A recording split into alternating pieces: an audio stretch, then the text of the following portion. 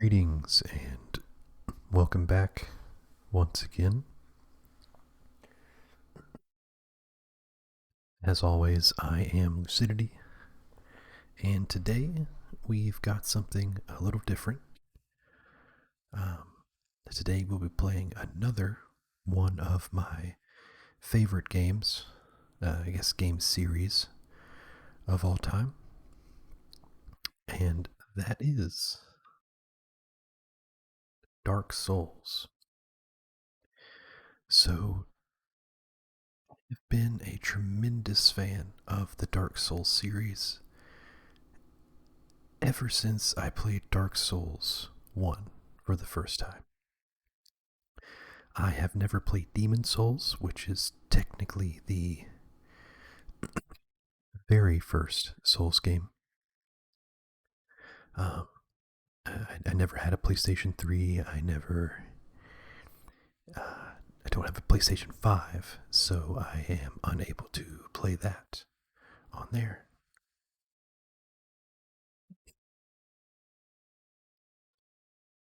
But yeah, so I thought that today we would, start a playthrough of Dark Souls Remastered on PC. So, we're going to go ahead and hit New Game. And we are taken directly into the character creation screen. So I guess we could start with a name, which we are just going to do as... I think it wants me to use the keyboard for this. So yeah, we're just going to do that. Our sex. So I typically do the female character model just because I like how some of the armor sets have a different look compared to the male sets. So we're going to go with the female. Class? This is a good question. It's been, I've got a playthrough going right now where I started as a pyro. Truth be told, one of the great things about the Souls games is, regardless of your starting class, you can pretty much build your character you want as you're leveling up. So, you've got the warrior. It says fearless warrior, weapon expert, high strength, dexterity. And you can see that that is pretty well represented in the stat sheet over in the bottom left-hand side. Then you have the knight class, low-ranking knight, high HP, solid armor, not easily toppled. So this class has high vitality, and the vitality stat is what governs your hit points. The Wanderer, aimless Wanderer, wields scimitar, high dexterity. So this character, again, has a higher dexterity stat. And there's several other classes to pick from. You've got the Thief, which also has high dexterity. Got a Bandit, that it favors strength. You've got the Hunter, which kind of has a mix of vitality, strength, and dexterity. You have a Sorcerer, which has a higher intelligence stat. And they are, your caster class that they wield magic. Then, of course, you have the Pyromancer, which starts off with a pyromancy item that allows you to cast like fireball spells and different, pyromancer spells. You have the Cleric, which has some healing spells from the get-go. And this is a common theme in pretty much all of the Souls games, is that one of the starting classes is generally, I guess worse isn't really the, way to describe it, but it's generally the least appealing of all of them. Now, this is the deprived. You start with no armor. You start with very crude weapons like a club and like a plank shield, like a piece of wood, basically. But if you look at the stats, you'll notice that all of the stats are evenly distributed. Like 11s just all the way down, so it's a pretty well-rounded class. As far as what I think we will do this playthrough with, favor a strength type class. So I may go with the bandit. That thief's a lot of fun because you get the master key. The ward is a pretty great option to start with because that shield that it has 100% physical damage resistance, if I'm not mistaken. It may be not quite 100% physical damage, but it's close.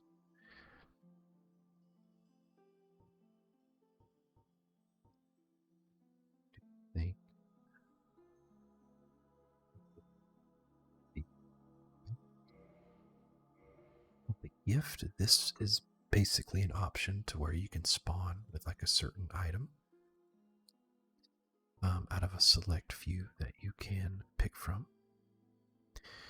You have the Goddess's Blessing, which is like a healing item, black fire bombs, just explosive type thing that you can throw. Twin Humanities, which these serve a very humanity items in general serve a very specific function in the game, and you'll see what those do as the playthrough proceeds. The binoculars, which are exactly that. You can kind of zoom in a little bit to see things at a distance. A pendant, it literally does nothing. This is an item that has held a fair amount of mystery, or rather it used to, that it's pretty much been figured out that it doesn't really do anything in the game, but the creator of the game, in some early interviews about Dark Souls, gave some very cryptic hints that the pendant may do something within the game that was hidden, but it doesn't. This particular pendant does nothing, to the best of my knowledge. The Master Key, now this is a very useful item to start with. Arguably the most useful item to start with, just because it allows you access to, several areas that you wouldn't otherwise be able to get to until much later. So like early access to certain doors and things. The Tiny Being's Ring, it gives you a little bit of HP when you wear it. The Old Witch's Ring. Now,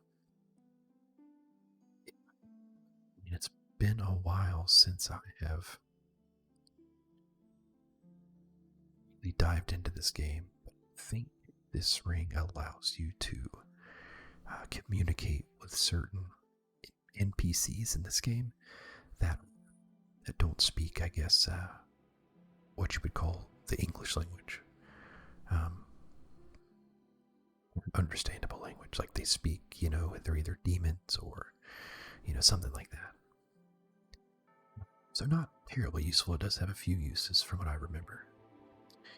I think what we're going to start with,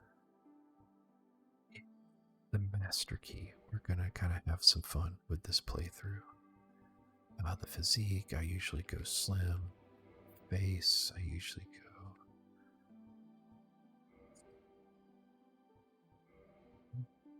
Just going to go with fun. Color.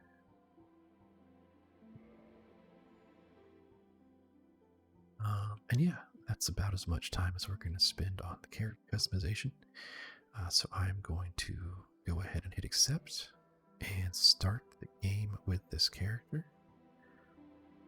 And then we are going to just kind of let the opening cutscene play out.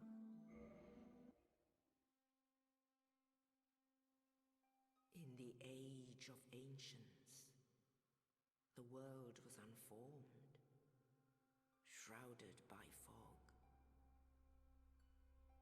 A land of grey crags, arch trees, and everlasting dragons.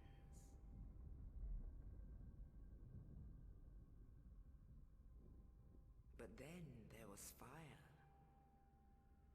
And with fire came disparity. Heat and cold, life and death, and of course, light and dark.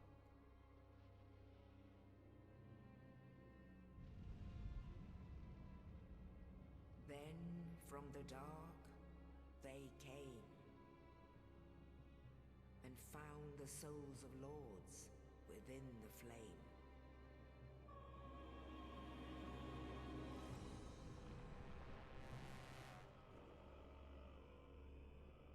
Nito, the first of the dead.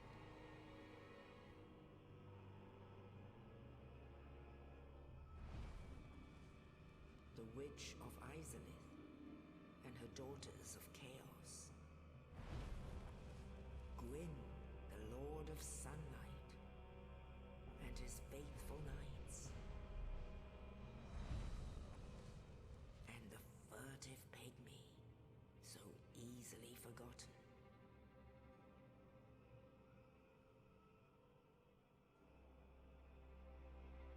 With the strength of lords, they challenged the dragons. Gwyn's mighty bolts peeled apart their stone scales. The witches weaved great firestorms. Nito unleashed a miasma of death and disease. And Seath the Scaleless betrayed his own, and the dragons were no more.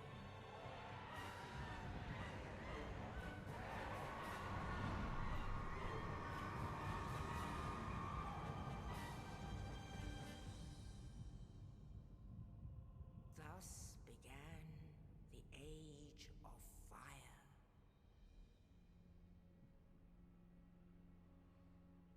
But soon the flames will fade, and only dark will remain.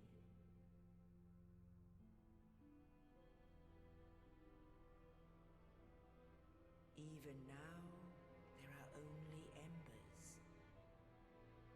and man sees not light, but only endless nights. And amongst the living are seen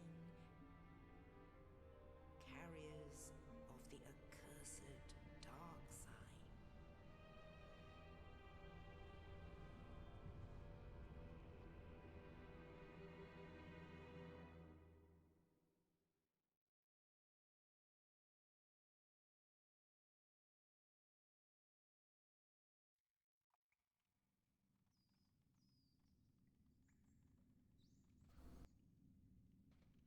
Yes, indeed.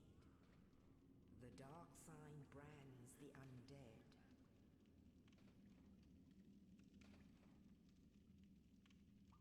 And in this land, the undead are corralled and led to the north.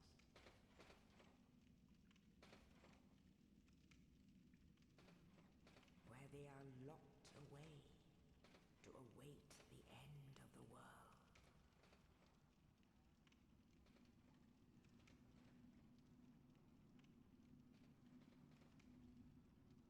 This is your fate.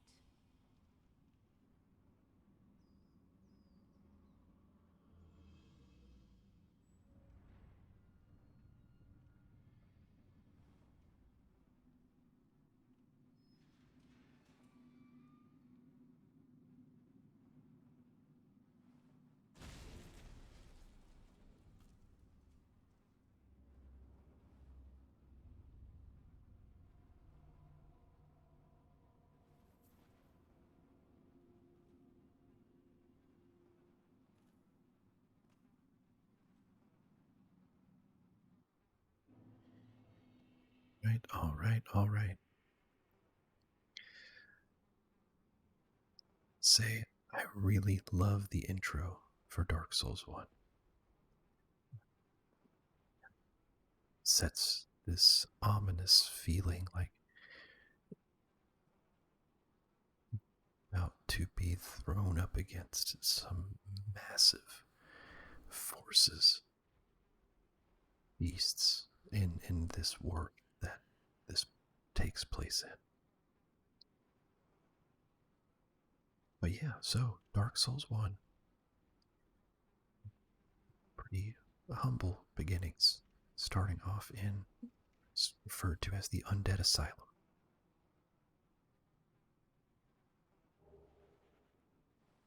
A fair bit about the lore of Dark Souls, the series in general. I've, spent a lot of time watching videos from various different creators, and I particularly love watching Dark Souls ASMR videos for whatever reason. Um, but with that said, I'm certainly not an expert on the lore, but I will try to, give some context before we get started here. So, again, and this is very kind of surface level knowledge of the lore. Um, Essentially, this world was founded by these beings that were granted these souls, these great lord souls, that gave them great power. Um, these beings that rose to power after obtaining these souls went to war with these dragons. I guess the dragons had kind of existed in this land for, an unknown period of time.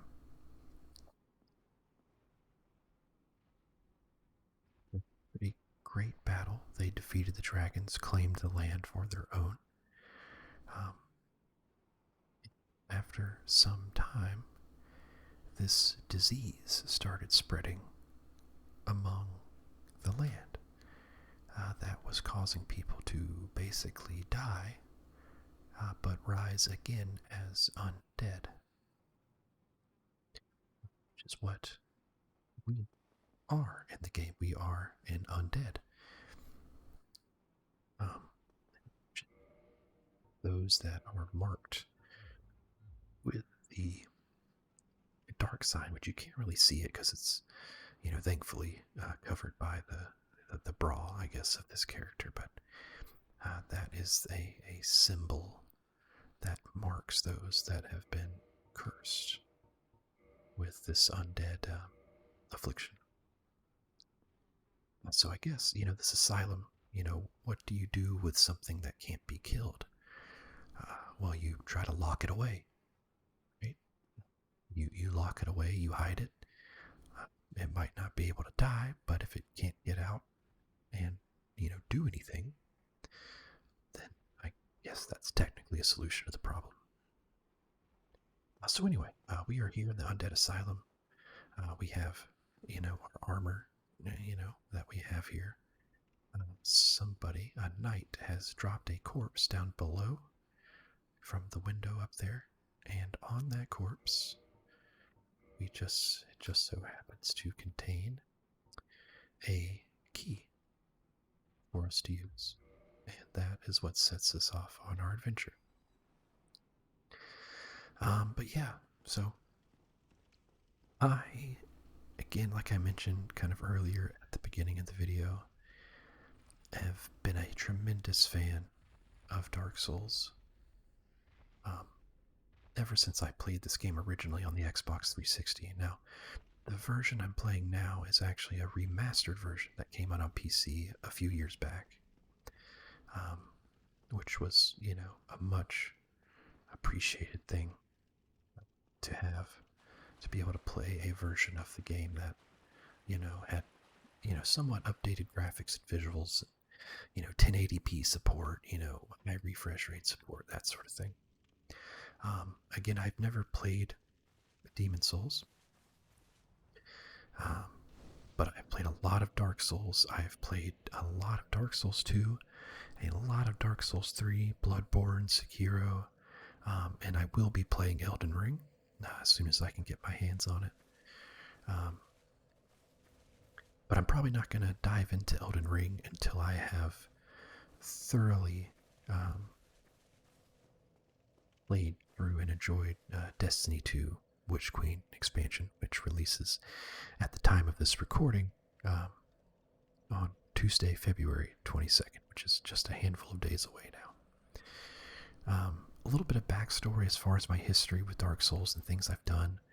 I have done a no death, no bonfire run of Dark Souls 2, which basically means I have not used any, never rested at a checkpoint, which is basically what these bonfires are. The bonfires are a symbol and serve as a checkpoint. It's a very common theme between, Dark Souls 1, 2, and 3. I've done various challenge runs. I've done like a Soul Level 1 run, which basically I create a character where, you start at level 1, but you never actually increase your level. So your HP, stamina, attack and defense values all stay the same throughout the game. I've done a similar thing in Bloodborne, all kinds of stuff.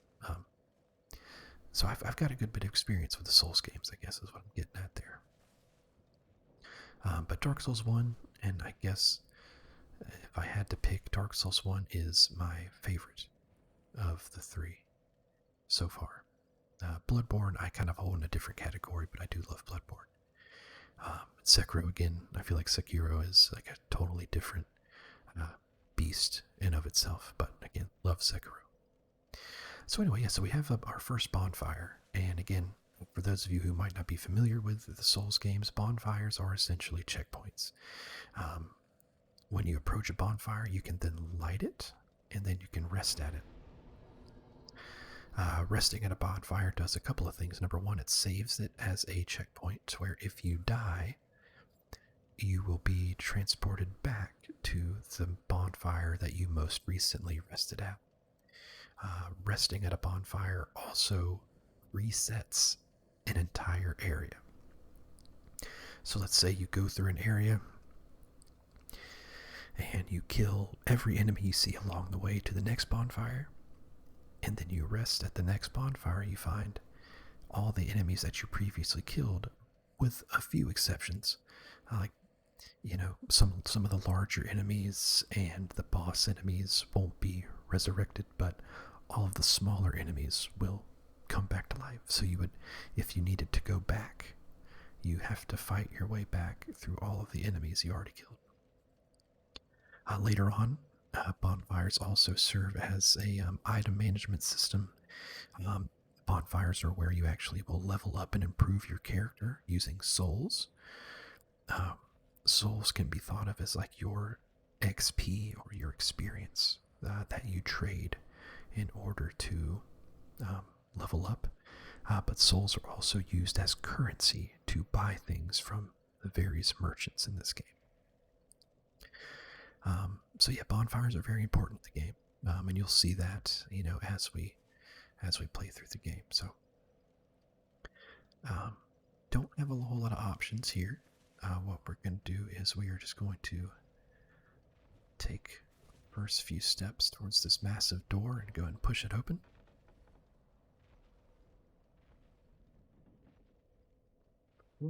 In here, I'm just going to point the camera up, and at the very top of the screen you can see a bit of a nasty surprise waiting for us up there, with giant wings and the giant belly of sorts. So we're just going to kind of walk in here. Big baddie. We're actually going to run from him straight into here. Safe. Now, you can actually fight that guy early on, and you can kill him. But with the current weapon that we have, which is just a broken straight sword, would take quite some time. So here we have our second bonfire, which Not all the bonfires in the game are that close together. Just for reference, this whole area is generally is intended to serve as like a tutorial of sorts. And you may notice these messages on the ground. Um, in the tutorial, these are programmed into the game by the developers. It's basically messages just kind of giving you tips, and it explains some of the controls and things like that. I'm not really going to bother reading them because I'm pretty familiar with the controls. Um, one of the online mechanics of this game is that at a certain point in the game, early on, you can acquire an item that you can use to leave your own messages on the ground for other players to read. So if they're playing online and, if you happen to see like a message like this on the ground, you can read it. And pretty much everywhere other than the tutorial, those messages you see will be messages left by other players. So you can use those to trick people by saying, hey, if they're cryptic and it's kind of canned messages, like you can't really customize them a whole lot.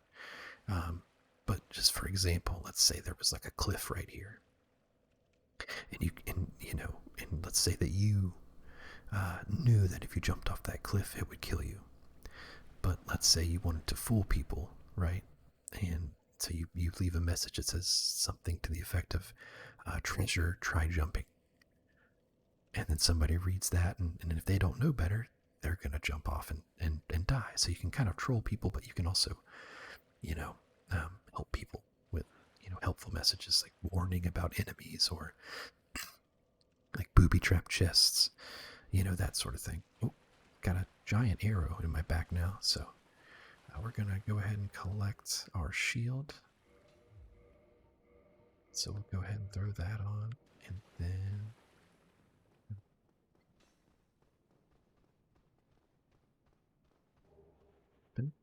it's the battle axe. Give me a menuing isn't that great. And I am doing the heavy roll, so I am actually going to use some of this armor to try to get back to a quicker roll here. So yeah, you do have a sort of weight limit to a degree, where if your character is wearing too much heavy armor, it will affect your rolling speed, and in more extreme cases, you will barely be able to move. You do, of course, have a stat sheet, and there is a stat, which I believe is endurance, which will actually allow you to increase your equipment load. Oh god, this guy is coming back here. Let's go ahead and we're just going to walk behind him and give him the old 1-2. Yeah, so this is your stat sheet. Again, you will spend souls to increase these stats at bonfires as you see them. And again, that will allow you to improve your character. Base level overview of the weapons and how those work as far as improvement of weapons. There is a various blacksmiths in the game where you can use certain materials to improve your weapon to +1, +2, +3, all the way to I think +15. And there's different modifications you can make, but we won't go too far into that. The important thing to know about weapons, though, is that they all have scaling. And that is shown here towards the bottom left of the screen where it says per ram bonus. And those letter values next to those icons indicate how much benefit the damage of that weapon will get by increasing that corresponding stat. So it has the symbol for where it says the letter C. Directly to the left of that is like that muscular arm thing. Well, that muscular arm symbol corresponds to the strength stat on your stat sheet. So what this means is that if I level up my strength stat, it will increase the amount of damage I can do with this weapon, even without upgrading the weapon itself. Which is kind of confusing, but as I upgrade my weapons, you'll kind of see it in action in later installments of this playthrough. And this actually has dual scaling, so it has a C in strength and a D in dexterity. So I will get more of an increase leveling strength than I would dexterity because it scales with a C grade in strength and a D scaling in dexterity. It also shows, the required parameters kind of on the right hand side. I need to have a minimum of 12 strength and 8 dexterity to wield this weapon, which I currently have because I have 14 strength and dexterity. But anyway, so let's keep going. So again, this is like the tutorial area, so you kind of get, some very basic interactions with a few enemies. There's our friend from earlier. We're going to go talk to him. Now, there's some messages that kind of give you the, some pretty basic controls and how to do things. So we're just going to keep going here.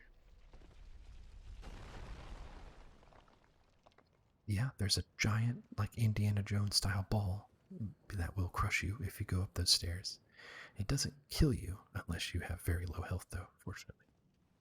So we're going to talk to our friend here who looks like he has seen better days. Oh, you. You're now hollow. Thank goodness. I'm done for, I'm afraid. I'll die soon, then lose my sanity. I wish to ask something of you.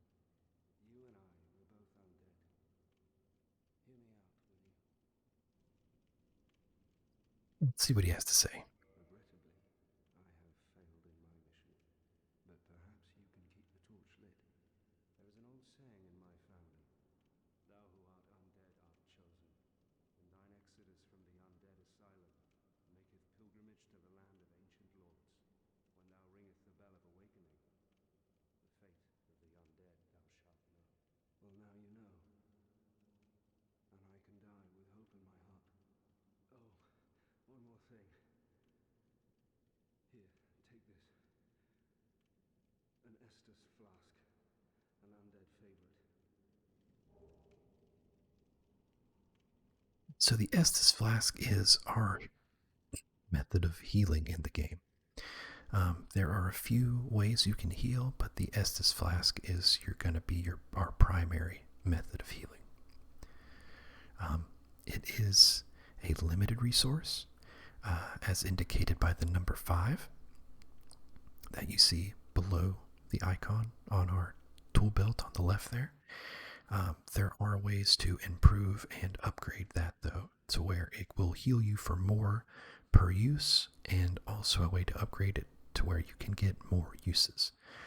You refill your Estus Flask by resting at bonfires, which further reinforces how important bonfires are in this game.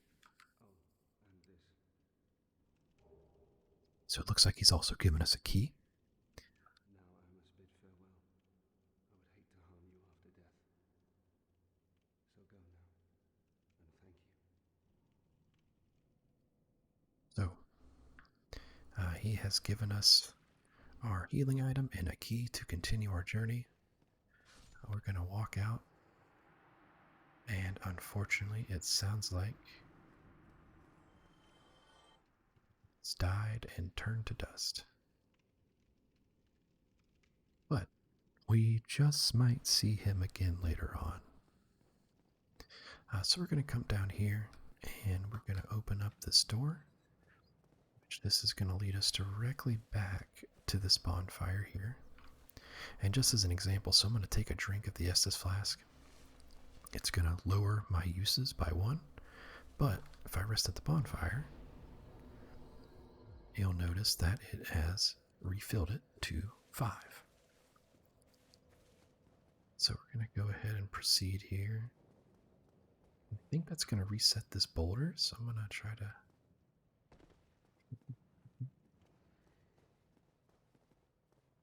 Let's see, we got an enemy here. Go ahead, parry him, and then hit him with the riposte. Combat in this game, it's very deliberate. You do have in the upper left hand corner of the screen the red bar, which indicates your hit points, your vitality. Um, and below that, you have your stamina bar, which, as you perform various physical actions, it will deplete your stamina bar. So, combat in this game, and pretty much all the Souls games, is all about number one, understanding the movesets of the enemies you're fighting, looking for openings, going for backstabs, that sort of thing. And doing all of that while managing your stamina. So, like, if you walk up to an enemy and you just spam your attacks over and over again without stopping, you're going to run out of stamina. And then guess what happens? When you're out of stamina, you cannot attack until you get enough stamina back. I believe you also take more damage if you take a hit with no stamina. But you have your basic, light attack. You have a heavy attack, and then if you press the Y button on an Xbox controller, which is what I'm playing this on, you will hold the weapon with two hands, which will increase the damage you do. But it also slightly changes the moveset. So this is your two-handed light attack, and then this is your two-handed heavy attack. And with the heavy attacks, you can also hold the button down to kind of charge them up, but it will also drain a bit more stamina by doing that. So I think that's about the same amount of stamina. You can also parry. So like right now I don't have a shield in this hand, but you can just kind of barehanded parry. And with that, what you can do is much what I did to that guy there. If you time your parry just right, it will throw the enemy off balance, allowing you to score essentially a critical hit. It will do more damage, and it plays a pretty nifty animation with most weapons. So we're going to try to get on this guy. Nope. We failed, and we paid for it. So maybe we just don't try to parry their attacks.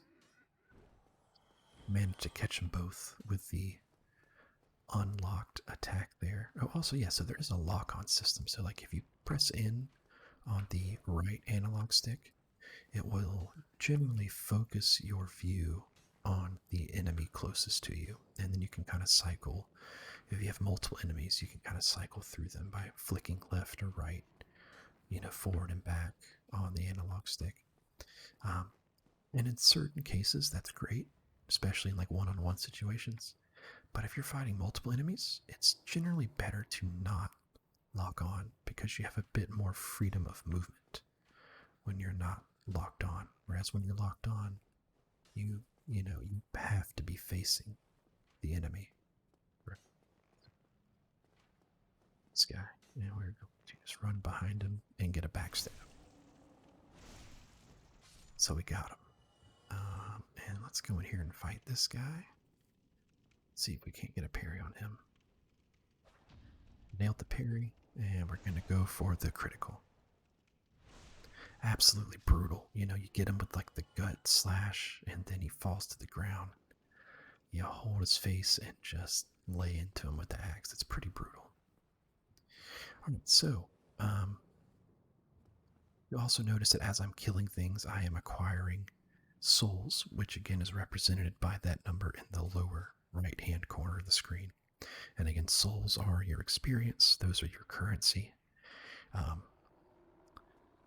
If you die, you lose all of your souls. It goes to 0. When you die, you are given one chance to return to the area that you died and collect your souls. But again, when you die, you go back to the last bonfire you rested at. So depending on where you're at in the game and how far away from the last bonfire you rested at was, you could be a very long distance away from where you died in relation to the bonfire. So that's where I think most of the challenge from these games that people, first starting out see run into, it's like, oh man, well, I just lost 10,000 souls because I didn't get to rest at a bonfire and spend them to level up or upgrade my gear. And it's definitely a setback, but the thing is, you can get souls by just kill it. Like, you can farm them. Um, but yeah, I'll die at some point during this playthrough, and so you'll kind of see that in action too. So, we've got a big nasty man down here. We're going to jump down, do what's called a plunging attack, where we kind of just mash our light attack as we're falling down on this guy. And again, I'm going to play unlocked against this guy, just so I have that freedom of movement. And we're just going to kind of hug behind this guy and chop him in his buns until he is dead. And we have achieved victory with 1 humanity, which I will show you what that does here in just a minute. And the big pilgrim's key. That key is going to allow us to open the door.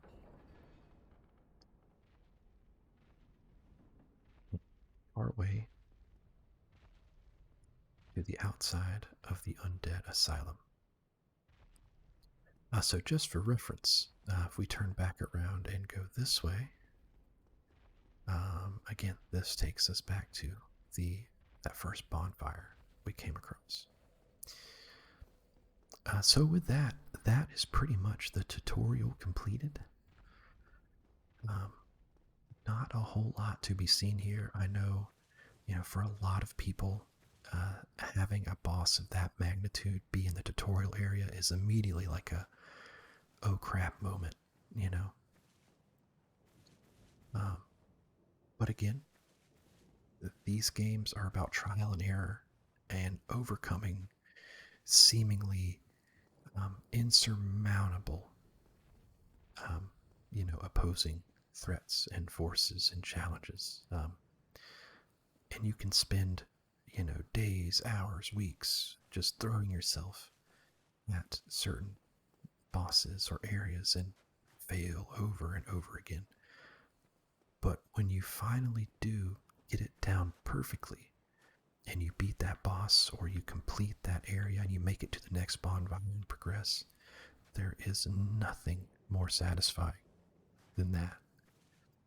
Very few things more satisfying, at least in the gaming. So we're going to come down here. There is a little extra item.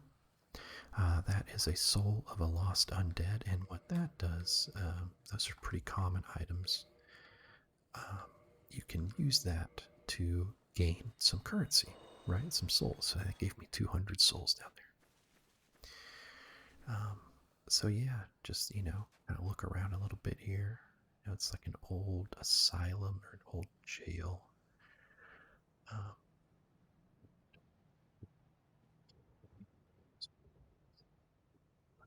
On all sides. How would I even get here? And number 2, how in the world are we going to leave? Well, we're going to find out in just a minute.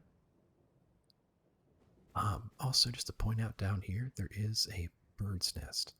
And this does serve a purpose, which we will, probably spend, a little bit of time with later on. Essentially, you can trade some select items with a bird of sorts. Or different items, but we will come back to that later because I don't think I have anything that I can trade just yet. So we're going to keep walking up here as the game seems to just kind of be guiding us in this way. And let's just see what happens as we approach this cliff here.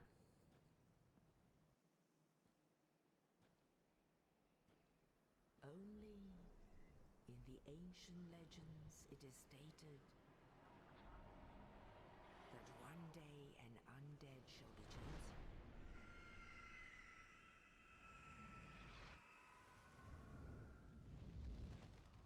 To leave the Undead Asylum in pilgrimage to the land of the ancient lords.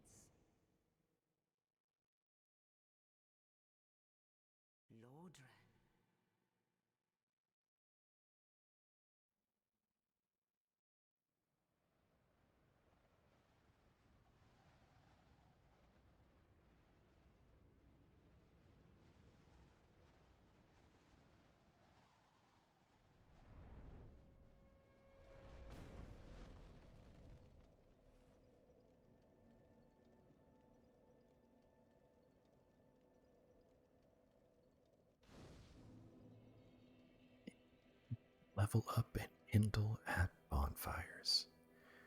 And as the area name has shown up here, we are now in what is called Firelink Shrine. So we approach the cliff at the Undead Asylum. We are snatched up by a giant raven or a giant crow, and it has delivered us to a very strange and eerie place. This appears to be another living human being here across from us. But for now, this is where we are going to end off on this video, episode 1 of our Dark Souls playthrough. I will plan on releasing these probably around once a week, much like my Destiny videos. And we'll just kind of do a series of this as we go along. Once I get Elden Ring, I'll work those into rotation as well.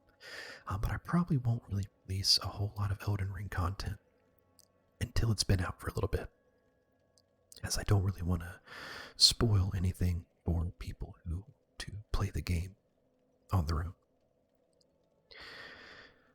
But real quick, thank you so much to everybody who has subscribed to the channel in the last week. I think I'm at 21 subscribers. I think in the last week we've gotten about eight or 9 subscribers. So tremendous thank you to all of you. That like the videos, leave comments. I can't explain, how satisfying it is to hear that, some of you out there are finding these videos relaxing. It's helping you get some sleep, which again is the ultimate goal of this channel. It's everything I could hope to achieve with this. So again, tremendous thanks to all of you. And again, have no fear. There is more Destiny content coming. I just, again, with this channel, I want to make videos that, that I would enjoy watching. Dark Souls is one of those, it's ASMR content that I love to watch. I've got videos saved in playlists on YouTube from like 5 years ago that I still go back and listen to sometimes, as I'm falling asleep. So anyways, thank you to everybody who subscribed. Again, I hope you found this to be relaxing.